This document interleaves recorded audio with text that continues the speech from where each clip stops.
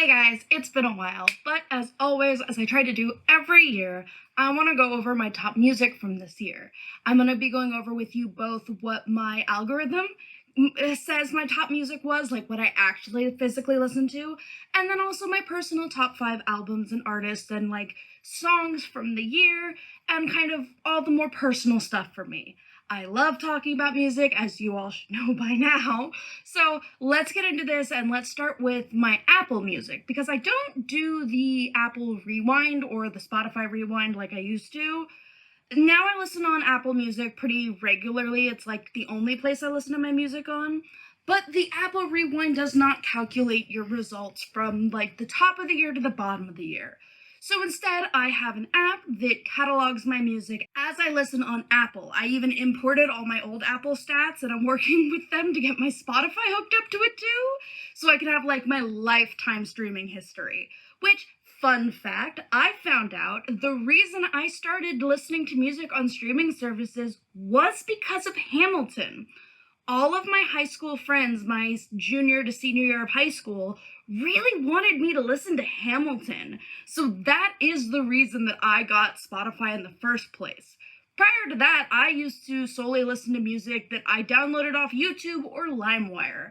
So now I know, because I have like all the JSON files for my Spotify listening history, and I'm trying to get them imported into the app that I'm using so that I can actually see everything all at once.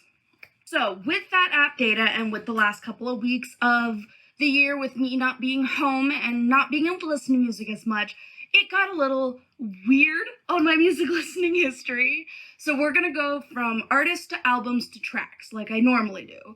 So starting off with artists, I'm gonna go from 5 up, and I'm honestly a little surprised by this. Some artists that I was not expecting to get beat out were in fact beat out this year.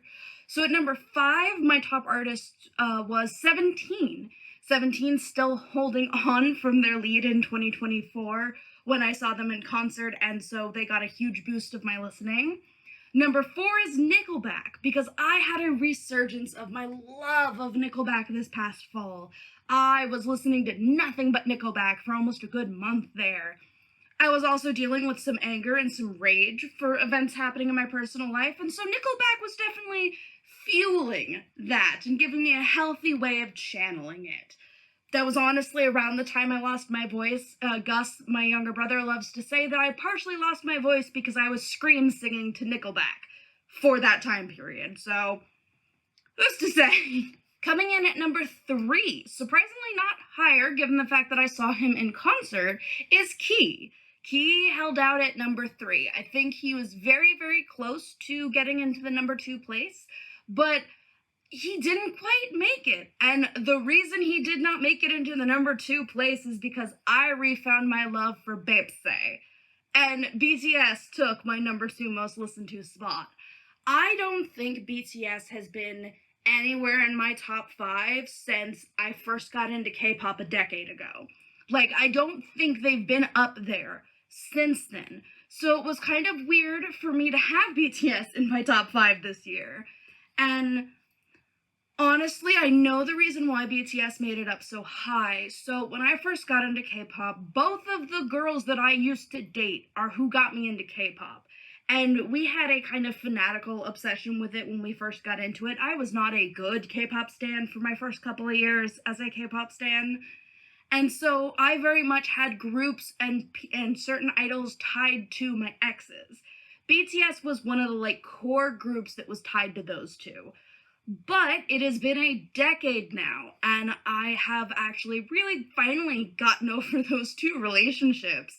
And I was in such a healthy place where I heard a BTS song on like a TikTok, and I realized that I didn't have a panic attack. I didn't have any like war flashbacks to our relationship. I didn't immediately think of the 2 of them. I just thought of BTS for the first time in so long. And upon realizing that I could listen to BTS's music and enjoy it, I started listening to so much music, and my god, did I listen to Bepse so many times, because I forgot how much I loved Bepse. It is by far one of my top, 10 BTS songs.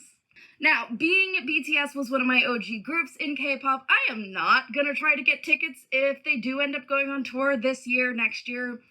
I'm not fighting for those tickets. I can happily live knowing I saw them at KCON 2016, and I'm good. I don't need to see BTS live again. Not with those crazy prices and the hype around them right now, y'all. Your girl's good. So, BTS took number 2, and in an unsurprising number 1 spot for my top artist of the year, One OK Rock. Anyone who knows me is not surprised. I have it jotted down in my notes somewhere. I think it's on my computer. I keep track because I like my music stats. I love knowing like what I've listened to a lot, what songs really captured me. I love knowing this stuff. And so I've kept track since I started streaming. I have kept track of all of my top artists. One OK Rock is by far the one who has taken the number 1 spot over half the time that I have been listening on streaming services. So that's not shocking to me that they are number 1 again, especially because they dropped their new album Detox, and God, Detox is a good album. I am sad that I was not able to see them on tour because they were playing at the Greek Theater of all places down here in LA.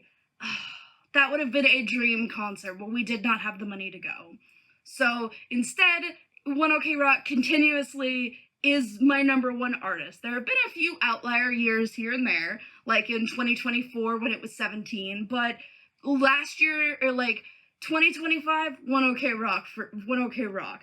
And I have a feeling, based on the fact that I'm still listening to Detox, that 2026 will probably be another One OK Rock topper for the year. Now, the top 5 albums I listened to this year. Sadly, I only own one of these 5, and I will pull that up when I get to it.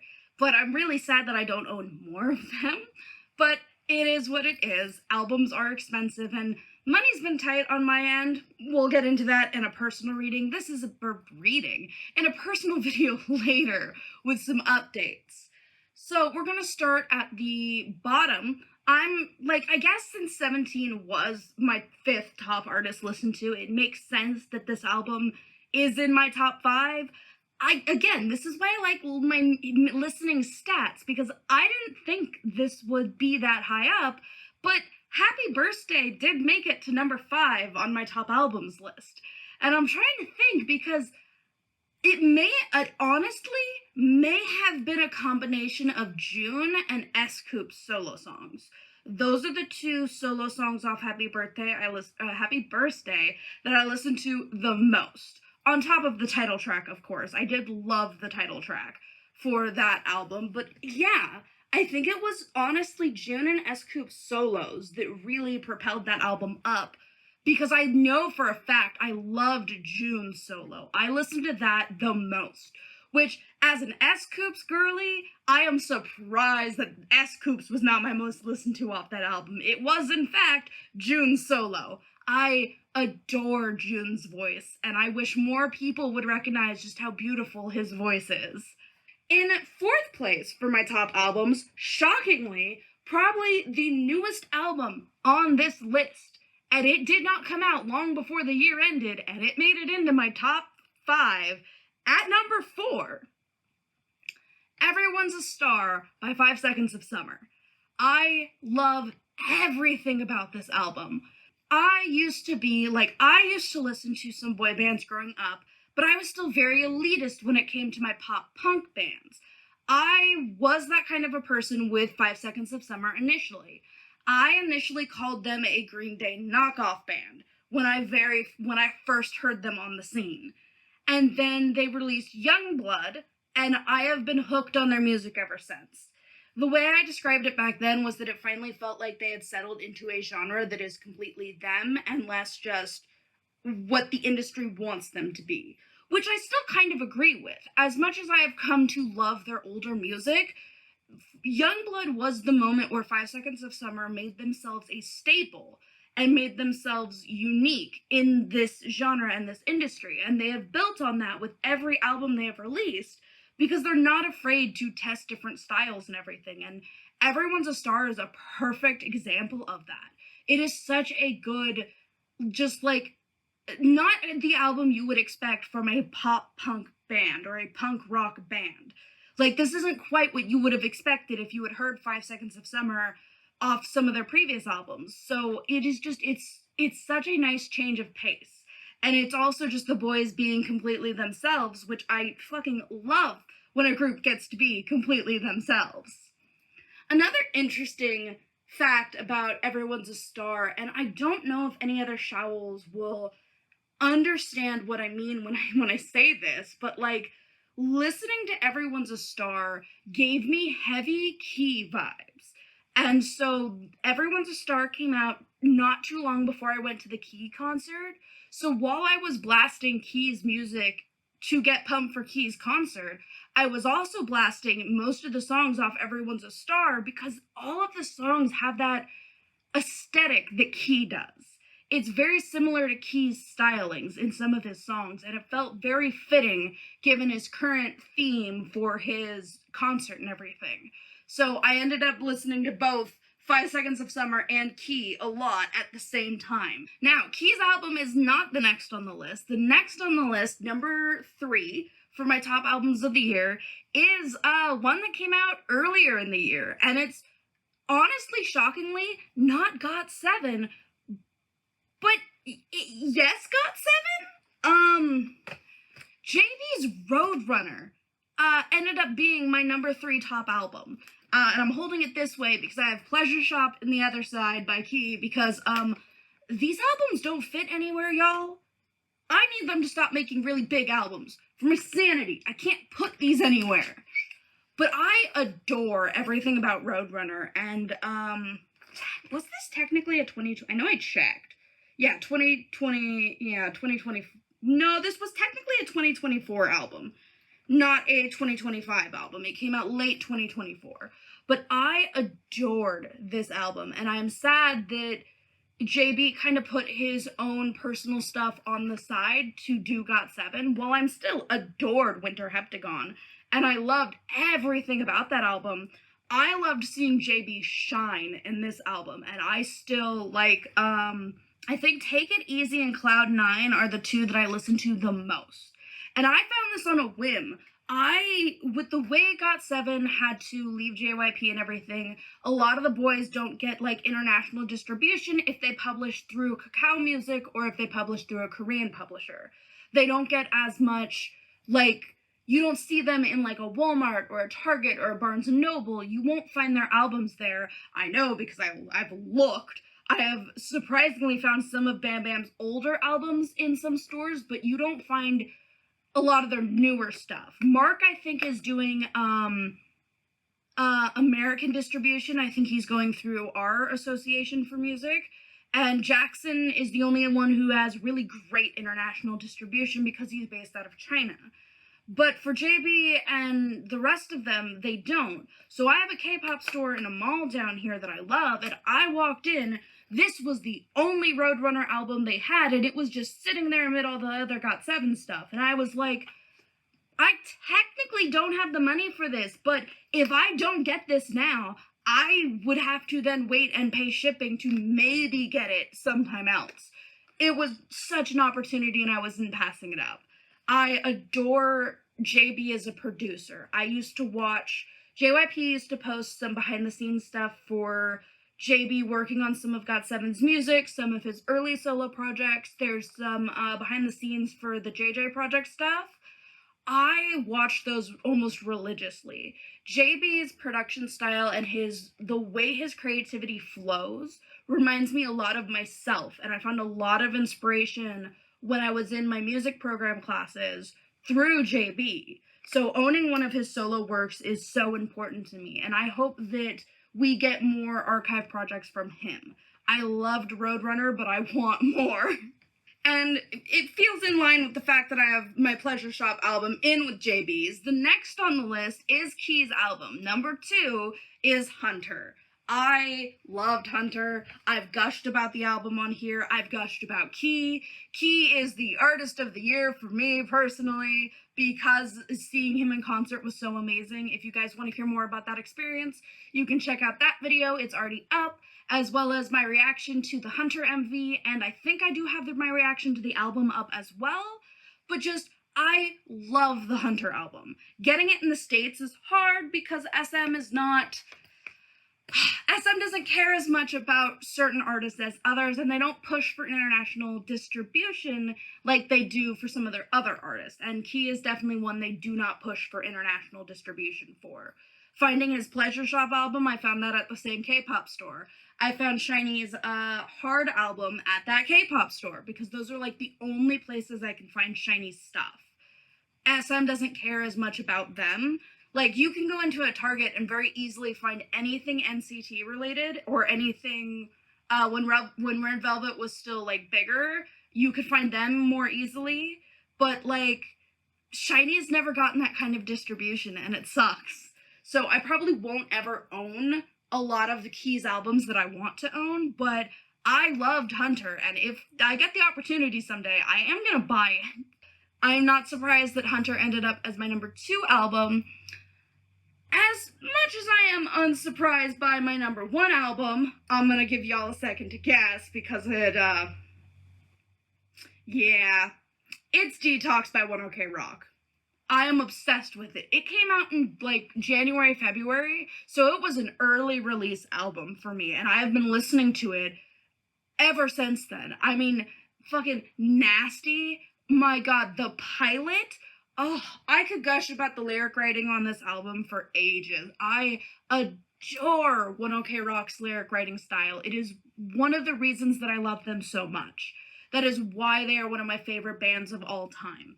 Their lyrics are always astounding and amazing, and sometimes they're simple, and that works as well. Also, I will say the one song off this album that does got me a little fucked up is Curiosity, because it involves the lyrics in the chorus are so good, because he's spelling out curiosity in the first part of the chorus. So you have the lyrics intermixed with the letters, and then the second half you are just spelling out curiosity. But curiosity is a word that is hard for me to spell because I have dyslexia. And so for the first few listens, I kept getting tripped up and I kept thinking I was saying the lyrics wrong. But by God, watching live performances of Curiosity, I didn't care anymore. I was like, no, this is an amazing live performance song. I will deal with my dyslexic hangups. I still love you boys. I'm just dyslexic. Unsurprisingly, 1OK Rock is my number 1 artist and my number 1 album. I mean it when I say they are my favorite band of all time. And I saw them on a whim with my ex one time. She just was like, hey, I have this J-rock band that I've been listening to recently. And she showed them to me. And then she's like, hey, I got tickets to go see them in Seattle. And I was like, cool. And I walked out of that concert fucking changed, man. 1OK Rock has been such an important piece of my life ever since. And I'm never gonna look back. I will listen to everything 1OK Rock releases. I can promise you that. Now we get into my top 5. And some of these songs I've actually kind of already mentioned, talking about albums and artists and stuff. So these will all sound familiar. So for my top 5 most listened to songs of the year, we're gonna kind of go through these quickly. Number 5, Baepsae by BTS. Like I said, I remembered how much I fucking love Baepsae, y'all. Oh.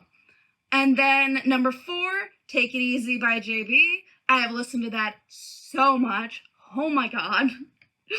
Number 3, Plus Matter by 1OK Rock. While I love the pilot and the emotionalness of the pilot, Plus Matter is the one that really had the more emotional pull for me. That is the one that really stuck with me emotionally. This one surprised me. I will say my number 2 song is the one on this list that kind of, I did not realize I had listened to it that much. It is also a 2024 release, I believe. I believe this was a much older album. It's off Stray Kids' Japanese release, and it is their song Why. I know that I loved that song. I didn't think I'd listened to it enough to get it to number 2. And it's really the only song off that Japanese album that I listened to. I adore the lyrics and the vocal tones in it. It's so good. Like, I've had a love-hate relationship with a lot of Stray Kids' latest music. Like, not all of it has been my cup of tea recently. I will say Do It is the first Stray Kids song, like, title track that I've liked in a while, so I was pleasantly surprised. But why just that one stuck with me. All this time later, why really stuck with me. I only just recently removed it off my main playlist for putting something else on. So it's really stuck with me. And then, unsurprisingly, my number one song is another One OK Rock song. It is Nasty, off the Detox album as well. I love the lyrics of Nasty, and that's why it's up there, is because like I said, when I was listening to Nickelback, I had a really angry time where just a lot of stuff was happening, and I was just really angry. One OK Rock was the other band I was listening to when I was going through that, and Nasty was the perfect song to scream and sing along to while I was just trying to get my emotions out and process them. So that's why that one ended up as my number one. One OK Rock, sweeping with my most listened to. Unsurprisingly, I adore them so much. And that is like my music stats. Now let's get into my personal top 5 albums and top 5 songs, which was really, really fucking hard to choose, y'all. I didn't realize just how many albums came out this year. I started marking them down, going through like what I had saved, and I was like, oh, that was this year. Oh, that was this. Oh, God. Oh, no. I had like 20 plus albums that came out this year that I really liked, and I'm like, I need to narrow this down to 5. So we're going to start with my top 5 songs, because that's like a little bit lower stakes. There were a lot of really good songs this year, and a lot of really good songs off similar or same albums.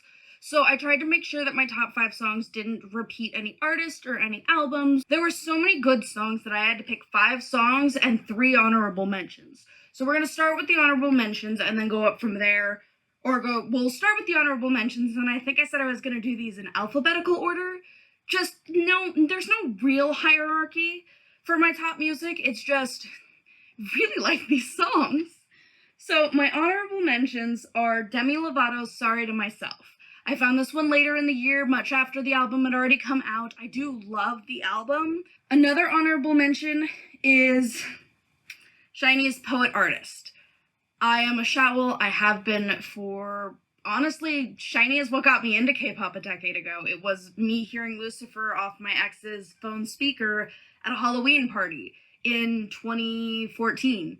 That's how I got into K-pop. I have been in this slide ever since because of SHINee. So SHINee is very, very important to me as a group, and Poet Artist is such a beautiful song and homage to Junghyun. It had to have an honorable mention because I could not mention Poet Artist. I am still obsessed with the song, the video. It's beautiful, the way they love their brother still, and they showcase their love for their brother. The other honorable mention, and I'm gonna try not to make this be on my list this year for 2026, is from this band that I love called Water Parks, and it's If Lyrics Were Confidential. I adore Austin's writing style. As like a talk rapper kind of rock artist, punk rock artist, pop rock artist. I don't know exactly what genre he would consider him and Water Parks now. I don't know what the boys consider themselves, but I love his lyrical style, and If Lyrics Were Confidential was just such a big, like, hey, here's what's going on, also fuck you to all our fake fans, because the fandom has had issues over the years, and it's just so nice to see Austin not giving a fuck anymore. It's really refreshing, and I'm impatiently waiting for the new album. I'm getting impatient, but I know music takes a while, so I'm trying to be patient. Going in alphabetical order, let me make sure. Alphabetical order from first name. I'm not doing this last name bullshit. First one is Chungha's Loyal. Chungha's Loyal is another song that ended up on my manifestation playlist. It really spoke to me as just like reminding me that I deserve good things in a way, which is wild to think about, that is something that I have had to work through and figure out and reteach myself, that it's okay to want good things and good people in your life and not assholes like most of my life has been surrounded by. Like, I did not have good friends when I was a teenager, and then I had no friends for a while there as a young adult, and now I have good friends, and this album definitely, like, the album and the song both really just reminded me that it's okay to want people in your life who are good and care about you. And so that's why that one ended up in my top 5. Following that is two K artists. So Kane Brown's I Am. Out of all the songs off of Kane Brown's latest album, I Am is the one that really stuck with me. There's a lot of good songs off the high road, but I Am felt so deep to me. That one also ended up on my manifestation playlist. So it definitely was just another song that spoke to me on such a deeper level. The other K artist is Key, and Strange was the one song off the Hunter album that really spoke to me. I mean, the lyrics, isn't it strange that you're supposed to want what everybody else wants for you? That hit me so hard the first time I listened to it. I don't think that one ended up on my manifestation playlist, but I do still listen to it today. So it's still on my main playlist, and I still listen to the crap out of it. So, yeah. Next up,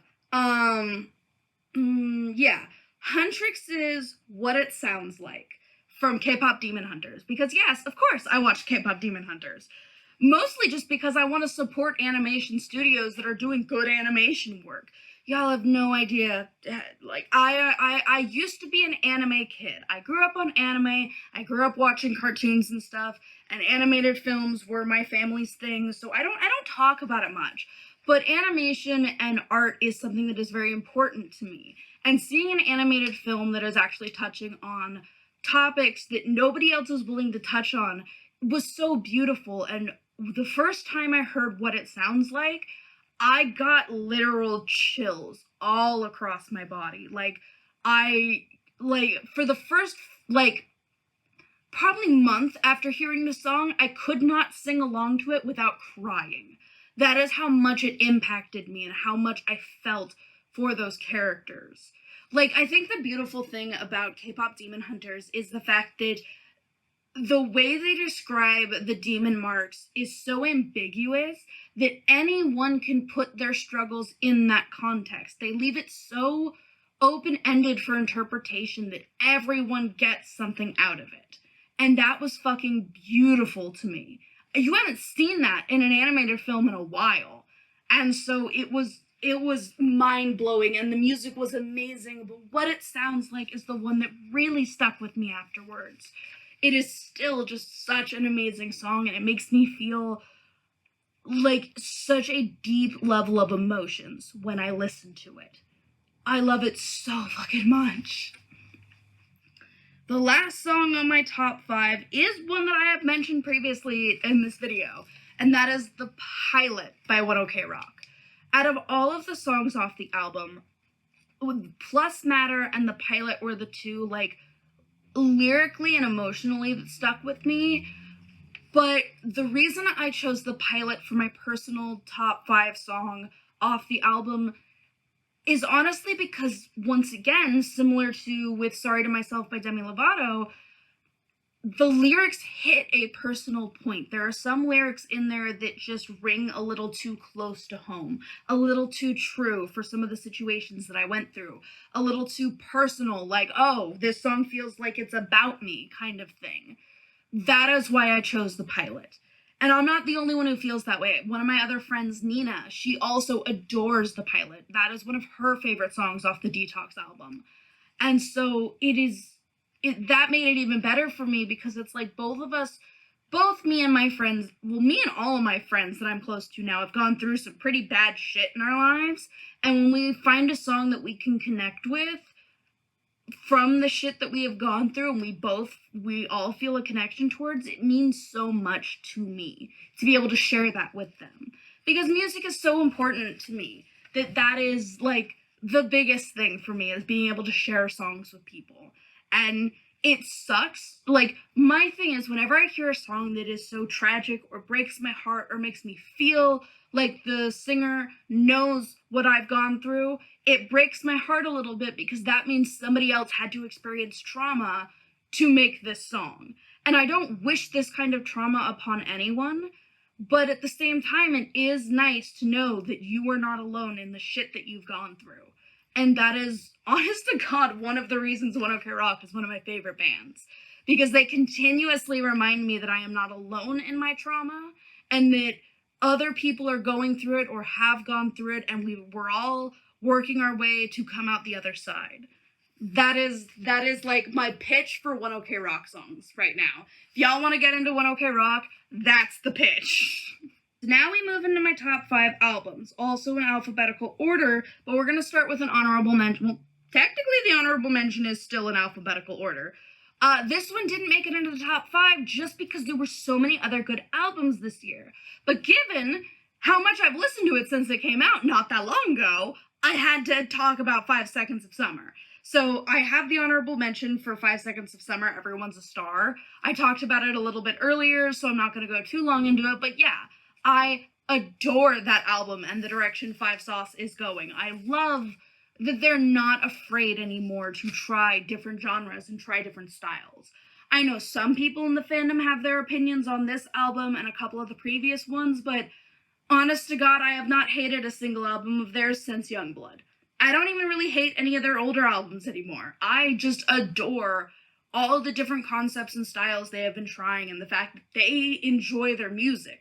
And you can see that when they're performing, especially with this album. They're really enjoying some of the songs off Everyone's a Star. So, continuing, next, which I own this one, is Baekhyun's Essence of Reverie. I think that's how you pronounce it. I am honestly shocked by how much I love Baekhyun's solo work. I was an EXO stan. I'm not really a stan of EXO anymore. I don't listen to a lot of their music, even their older stuff anymore. But when they started doing solo work, I was always constantly disappointed with the type of solo work that SM was letting them put out.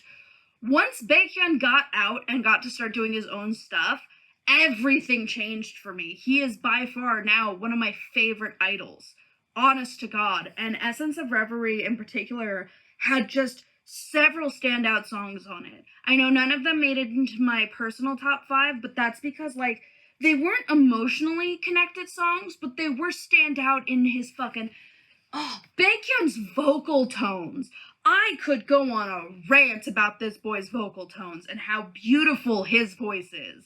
By God, this man needs more recognition for his voice. He got it when he was in EXO, but now that he's out of EXO, it doesn't seem to be as popular, which I partially blame on SM.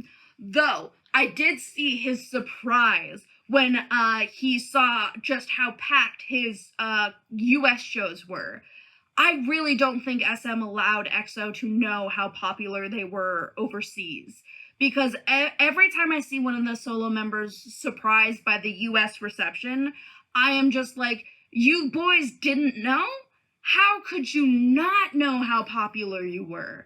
Like, I have my thoughts on SM Entertainment. I'll keep them to myself for now. But I am so happy his US tour was successful because that means he's probably going to come to the US again. And I cannot wait because he is another person that I would love to see in concert. I am so mad. There were too many concerts last year. 2025 was the year of all the concerts I want to go to. No money to go to them. That was my 2025.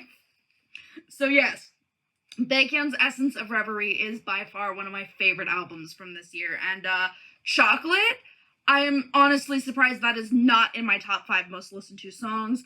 Though it is probably because I listen to it a lot on YouTube. Because when I just need something on in the background, I will throw on dance videos and music videos in the background on my YouTube TV, and I have watched the Chocolate music video more times than I would like to admit. So, following Baekhyun, the next in line is another album that I got that I didn't buy myself. So I talked about Chungha's Loyal, and this whole album is amazing. I want to say it's pronounced Livio. I could be very wrong. I have adored Chungha since the very beginning. I loved her debut. I've been following her ever since then. I have been a fan of her since day one. Everything about Chungha I adore. Especially, and I've talked about this before, the fact that she has never stopped trying. No matter what the industry has done to her, she still finds a way to keep going and make more music.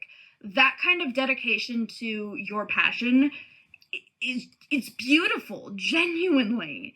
And so I adored so many of the songs off this album, and I really, really loved it. And me and Nina were gushing about this album together, just talking about it nonstop. And Nina said, okay, hold. And next thing I know, she bought me the album. So, shout out to you, sis. Thank you again for buying me this. This has a place of honor up here on my altar. But yeah, I adored everything about this album. And then when I got the album, and I actually, like, saw, like, the inside of the album had, kind of tarot cards, kind of just manifestation cards in this particular version. But, like, these little cards with it, as a witchy person, this made this album so much more impactful for me. I love this album. All of the songs have such good meanings, such good, like, just vibes to them. Like, this album, y'all, if you have not listened to any of the songs other than, I think the title track off this one was Stress, if you haven't listened to anything but Stress, go listen to the full album. Dear God, please go listen to the full album. Next album, the last of the top 5 that I own. I don't even own Everyone's a Star. Wasn't able to get that one either. Almost bought it at Barnes & Noble, but I didn't. The next album, I actually got a surprise. So I went up to surprise my family for Christmas this year. My grandma really needed some family time. And one of my cousins lives with her, and I gave him a list of music that I wanted. Albums that I really liked from this year, stuff that he could look for to get me for Christmas, because they wanted me to have stuff to open in front of Grandma, even though I was like, money's fine too, it's okay. I know things are tight for all of us, but they did manage to buy me one album, and it ended up being a vinyl record, and it ended up being one of my favorite albums, Kane Brown's High Road. And seriously, y'all, I talked about I Am earlier, but so many songs on this are so good. Kane Brown, my cousin who got me the album, they're the ones who actually introduced me to his music. It's because of them that I found Kane Brown. And as a mixed race kid, I felt so connected to him, especially because I don't think I've talked about it much on the channel because it is so K-pop focused. But I grew up listening to mostly country music. When I was with my dad, it was, of course, rock and heavy metal. But when I was with my mom and my grandparents, and especially my cousins, it was a lot of country. I grew up loving country music. Then I got older, and as a part black woman, I realized there's a lot of bad things about country music, and a lot of bad things about some of the people in country music. And I had this love-hate relationship with country music for such a long time, until I found Kane Brown, and I learned that country can be inclusive. It doesn't want to be a lot of the times, the industry doesn't at least, but it can be an inclusive genre. And people like Kane Brown are what is making that possible. And so his song, I Am, really, really stuck with me off this one.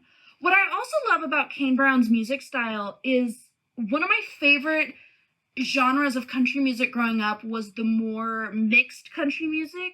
You had, like, hip hop with Cowboy Troy, you had rap country with Jason Aldean, you had rock country with Rascal Flatts, you had so much, like, mixed genre country that wasn't super popular. Kane Brown very much is making it known that I'm bringing a little bit of all the genres I grew up with into country music. And that's the kind of country music I want to see more of. That's what I would love to see more of. So yeah, this had to be in my top 5 this year, especially because now I own the vinyl of it, which I also, for the first time, I've been collecting vinyls since I was a teenager, but I now finally own a vinyl record player, because my cousins also, like, my mom got a vinyl record player from my uncle, her little brother, and it wasn't working, so my cousins gave my mom another, like, mini vinyl player, and they're like, they were like, Jay, if you can get your uncle's vinyl player working for your mom, you can take this one. And y'all, I have never worked quicker to fix a vinyl record player. I got it working. It works beautifully. Mom loves it. And I now own a vinyl record player.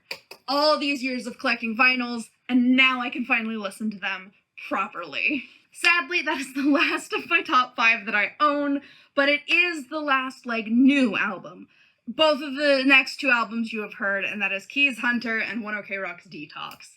They were in my top listening for a reason. I adore these albums, so I won't go too much more into detail with them, but yeah, I loved them so much. They're so good still. And especially, I'm still riding that high of having seen Key in concert at the top of December. That was so amazing. Such an amazing moment for me. And, y'all, so I took notes for this.